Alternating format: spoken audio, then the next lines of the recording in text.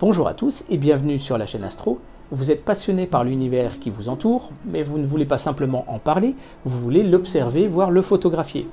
Vous êtes fasciné par les détails sur la surface de la Lune, les cratères, les mers et les reliefs, les planètes, la grande tache rouge, les anneaux de Saturne, les amas d'étoiles, bien évidemment, notamment les amas globulaires, véritables boules à facettes, les nébuleuses, les galaxies.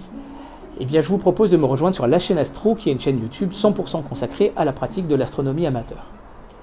En effet, si toutes les civilisations ont levé les yeux au ciel pour regarder les étoiles et essayer de comprendre le mouvement de ces planètes, puisque c'est le sens étymologique du mot, c'est des astres qui se déplacent, nommer des constellations, et chaque civilisation a eu nommé ses propres constellations.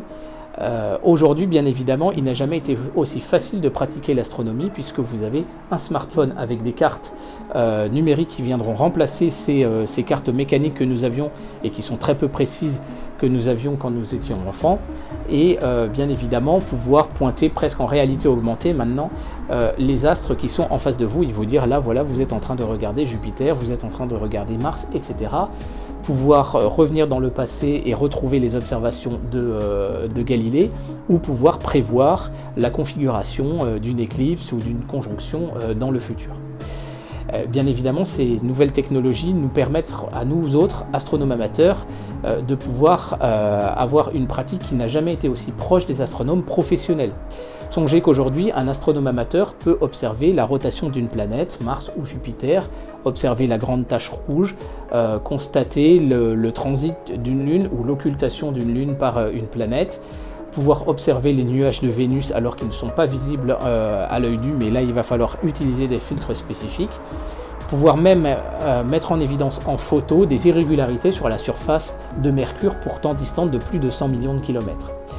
Les astronomes amateurs peuvent découvrir des astéroïdes, découvrir des planètes, constater l'apparition d'une supernova et participer aussi en collaboration avec les observatoires professionnels, par exemple, dans une observation coordonnée du passage d'un astéroïde devant une étoile ou du passage d'une lune d'une planète devant là aussi une étoile, pour pouvoir soit définir la forme de cet astéroïde, soit définir finalement la composition et enfin la densité de l'atmosphère de cette lune par effet de lentilles causées par l'atmosphère en tant que telle de cette lune. Donc jamais aujourd'hui il n'a été aussi facile de pratiquer l'astronomie amateur, parce que jamais nous n'avons eu autant de moyens techniques pour pouvoir pratiquer, jamais les télescopes ne se sont autant démocratisés dans l'histoire de l'humanité. Les nouvelles technologies, c'est aussi l'évolution des capteurs d'appareils photo ou de caméras. Aujourd'hui, nous avons des caméras planétaires à très haute vitesse qui permettent de photographier les planètes à l'aide d'un film qui va nous permettre de s'affranchir de la turbulence et d'obtenir des images encore plus nettes. Mais c'est également des appareils photo numériques de plus en plus sensibles qui nous permettent, en l'espace de quelques minutes, de révéler les nébuleuses avec des détails absolument insoupçonnables à l'œil.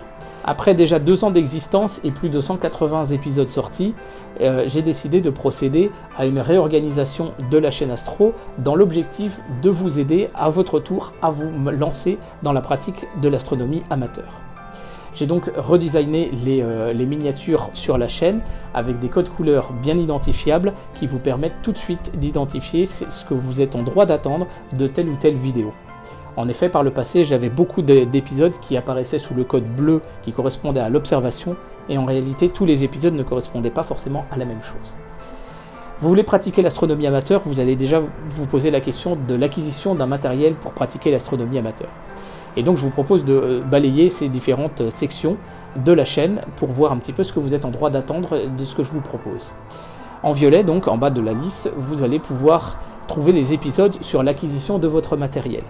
Notamment un énorme épisode qui est entre guillemets un peu un best-seller maintenant sur YouTube. Donc cet épisode, quel télescope choisir, avec les critères, et voir ensemble comment déterminer les critères qui correspondent à vos contraintes pour la pratique de l'astronomie et l'utilisation de votre instrument. Si vous avez par exemple ici, ça n'aurait pas de sens d'avoir un télescope de 600 mm de diamètre qui toucherait le plafond, et en plus de ça en ville avec un ciel qui clairement ne le supporte pas. Déterminer bien évidemment quels sont des pièges, voir ensemble quels sont les pièges, parce que effectivement certains télescopes sont faits pour être vendus mais ne sont pas faits pour être utilisés, clairement, et puis bien évidemment des références. Voir aussi, bien évidemment, comment choisir les oculaires que vous allez utiliser pour pouvoir observer, parce que généralement, vos télescopes seront vendus avec des oculaires d'entrée de gamme. Et vous avez déjà 5 épisodes pour ce choix des oculaires, avec les différents critères, etc., les différents types, les différentes marques d'oculaires, et je vous donne également des références pour pouvoir avoir des observations confortables. On va parler bien évidemment du bricolage, c'est important parce que tout ce que l'on peut faire par soi-même, on n'a pas besoin de le payer bien évidemment, et ça va commencer déjà par le réglage d'un collimateur laser qui lui-même vous servira à régler votre télescope de Newton. Bien évidemment, si finalement l'étalon n'est pas correctement réglé, s'il n'est pas étalonné, bien évidemment vous ne pourrez pas à votre tour ensuite étalonner l'instrument, vous aurez une image. Et véritablement j'ai redécouvert mon télescope de 300 mm quand j'ai procédé à cette opération. On parle également de la fabrication des télescopes, les télescopes de voyage de type Stroke, c'est ce télescope que vous voyez là. J'en ai fabriqué pour ma part 5 déjà, et vous avez déjà quelques vidéos sur la chaîne, et il y en aura d'autres à venir, pour vous donner des tuyaux complémentaires au tutoriel et aux différentes informations que vous pouvez trouver sur Internet. Une fois que vous avez votre instrument, bien évidemment, vous allez vous poser la question de quoi observer avec. Et donc, vous avez plusieurs types d'épisodes pour vous y aider. La première catégorie d'épisodes en bleu-violet, ce sont des épisodes de type temporaire. On va parler des éphémérides, c'est-à-dire finalement les quelques phénomènes astronomiques et puis le repérage de la position des planètes, voilà, à l'est, à l'ouest, etc. pendant la nuit. Des passages de comètes notamment également, donc de ces phénomènes temporaires, ces phénomènes éphémères du ciel qui est au-dessus de vous. La position des planètes n'est pas la même d'une semaine sur l'autre par exemple. Alors il y a une petite variation, mais néanmoins c'est l'objectif de ces épisodes, donc les éphémérides, mais également des épisodes un peu plus spéciaux par rapport à des événements particuliers, comme des éclipses de lune, des éclipses de soleil, ou des passages par exemple d'une comète très caractéristique comme la comète Neowise l'été dernier. Ensuite, nous allons nous intéresser à ce qui finalement sera toujours permanent par rapport à l'observation, c'est-à-dire que vous observez une planète du système solaire, bien évidemment, vous allez vous attendre à observer un certain nombre de choses qui sont un petit peu invariables, même si la planète ne vous présente jamais systématiquement la même chose, puisqu'elle tourne sur elle-même par exemple, mais je vous propose une série d'épisodes sur l'observation du système solaire avec donc chacune des planètes du système solaire. La série est en cours.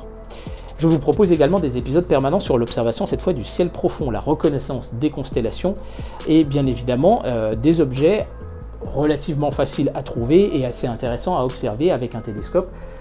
Pour certains même déjà avec une paire de jumelles, avec un télescope pour enfants, un télescope comme un 115 mm de diamètre que vous voyez ici, et bien évidemment quand on monte en diamètre avec un télescope par exemple de 400 mm. Des objets du ciel profond que vous pouvez bien évidemment photographier, ça peut vous donner des idées de cibles. Et paradoxalement, je constate que beaucoup d'astronomes amateurs, quand ils débutent, photographient les mêmes cibles, et en réalité, il y a d'autres cibles qui sont tout à fait photographiables en même temps, auxquelles on ne pense jamais. Et donc c'est un peu l'idée de ces épisodes qui sont faits à partir d'un panorama 360 degrés, et qui vous permet de naviguer sous un ciel réel, et de faire cet apprentissage de la gymnastique de la reconnaissance des constellations. J'ai coutume de dire que tout ce que l'on peut préparer avant une sortie d'observation, c'est du temps gagné quand vous serez sous le ciel réel. Ensuite, bien évidemment, je vous propose des épisodes concernant mes propres observations. Ils peuvent prendre la forme d'un film sans commentaire, d'un film commenté ou d'un CROA, un compte-rendu d'observation astronomique dans lequel je vous parle un petit peu de l'observation que j'ai pu faire, de tel ou tel phénomène, etc. Bien évidemment, le ciel, nous pouvons également l'observer ensemble à travers des lives, et notamment des lives multiplex faits avec quelques autres copains astronomes amateurs. Et donc vous avez un code couleur spécifique pour identifier les lives et éventuellement les revoir en replay, bien évidemment, puisque je les laisse sur la chaîne. J'ai choisi de ne pas diffuser les lives sur une autre plateforme que sur YouTube. Et donc vous avez des lives d'observation planétaire, d'observation du ciel profond ou d'observation du soleil avec une lunette H-alpha, donc une lunette spéciale pour observer la surface bien évidemment du soleil et bien sûr ses protubérances. Vous avez ensuite une autre catégorie de vidéos qui sont vos observations, à savoir les photos qui sont partagées par les astronomes membres du groupe Facebook de la chaîne Astro. En effet, bien évidemment, nous sommes en France beaucoup et dans le monde francophone beaucoup d'astronomes amateurs pratiquants, et j'ai trouvé intéressant de vous partager les photos partagées par les uns et les autres sur le groupe de la chaîne. Ça peut être l'occasion simplement de vous émerveiller de la beauté du ciel à travers donc des diaporamas, ou également d'avoir des idées de cibles à photographier.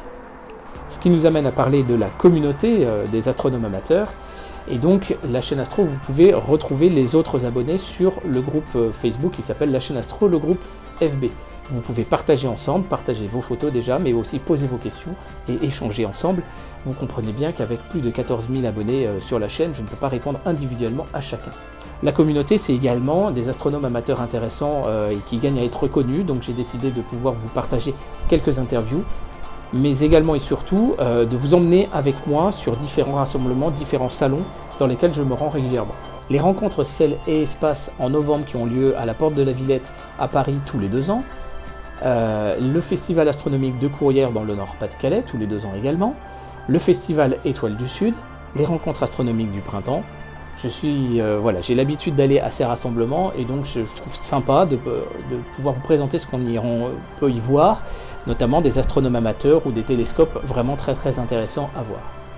En jaune, vous trouverez des vidéos qui correspondent un petit peu à la vie de la chaîne, donc là ce seront plutôt des vlogs, etc. quand j'ai des messages importants à vous transmettre, éventuellement des chats aussi à l'occasion de quelques anniversaires, quand on franchit une barre symbolique de nombre d'abonnés, etc.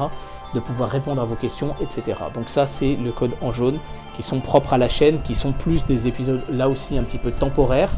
Donc ces épisodes, ensuite vous les retrouverez sous la forme d'une playlist spécifique à ces épisodes, comme pour les épisodes d'éphémérides qui n'ont pas vocation à être revus finalement véritablement après coup, quoique les chats et les vlogs peuvent être revus bien évidemment après coup.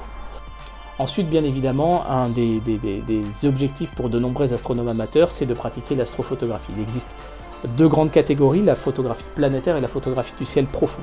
Vous aurez donc 2 grandes catégories. Planétaire, on va s'intéresser à tout ce qui se passe dans le système solaire, à commencer par les satellites artificiels, on peut les photographier avec un appareil photo sur un télescope Dobson par exemple, la photographie aussi de la Lune avec un appareil photo aussi ou avec une caméra planétaire, et bien évidemment la photographie des planètes avec ce type de montage un peu plus compliqué mais qui permet d'aller vraiment beaucoup plus loin dans l'exploitation des performances du télescope et de montrer la plus belle photo possible d'une planète. La photographie du ciel profond, là c'est tout ce qui est à l'extérieur du système solaire, avec un appareil photo numérique donc sur un pied fixe avec un objectif grand angle, par exemple pour révéler la Voie lactée, faire des timelapses, etc. Un appareil photo numérique là aussi avec un objectif d'une focale un peu plus longue sur une monture équatoriale motorisée comme la Star Adventurer, ou un appareil photo cette fois sur un télescope là aussi motorisé, voire même avec un système d'autoguidage. Et là aussi, on pourra avoir encore plus de détails, photographier des détails sur des comètes par exemple, et faire des traitements qui vont vous permettre de pouvoir révéler encore mieux votre comète en empilant les images et donc en additionnant la lumière. Les nouvelles technologies numériques nous permettent même de supprimer, de soustraire la pollution lumineuse, qui vous permet quand même malgré tout, au moins de vous entraîner à photographier une nébuleuse même sous un ciel urbain ou périurbain.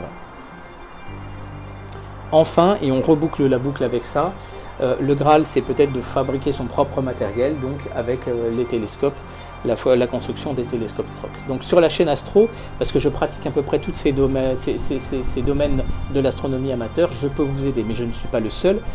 Je ne pratique pas par exemple l'astrodessin, et vous pouvez aller sur la chaîne donc, de Laurent Oumar pour apprendre à pratiquer l'astrodessin par vous-même. Donc la chaîne Astro, c'est aussi un groupe de chaînes amis avec les carnets Astro de Julien Taverna, Mister Orion de Mathieu Toury, Astronomie à la lunette de Laurent Oumar, mais vous avez également Astronaute de Guillaume Lemoynic et la chaîne Pause Longue de Ludo. Et avec toutes ces chaînes, puisque je ne pratique pas non plus je n'ai pas de télescope GoTo comme Mathieu qui vous en parlera, je ne pratique pas l'astrophotographie du ciel profond avec une caméra du ciel profond comme le fait par exemple Guillaume, et bien toutes ces chaînes se complètent pour pouvoir vous offrir de quoi bien démarrer dans la pratique de l'astronomie amateur. Les chaînes YouTube ne viennent pas en opposition avec les clubs, mais viennent au contraire avec un échange vis-à-vis des clubs, puisque je sais que certains clubs reprennent nos vidéos pour pouvoir les faire connaître à leurs membres et finalement avoir tout le monde qui progresse. Je suis très attaché à cette valeur de partage gratuite au sein de la communauté astronomique francophone, puisque bien évidemment, nous avons appris gratuitement et nous redonnons gratuitement.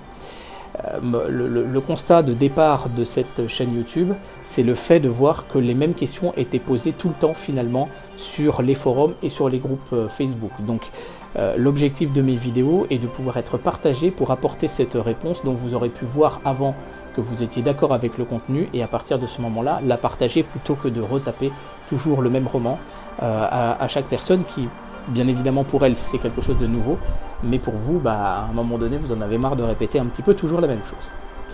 Voilà, je crois que je vous ai un petit peu tout dit sur la vision de la chaîne, donc je vous souhaite la bienvenue sur la chaîne Astro, sur les chaînes Astro. Donc n'hésitez pas à naviguer, bien évidemment, à poser vos questions, à nous rejoindre sur les différents groupes Facebook, puisque les uns les autres ont également leur groupe, et sur les forums.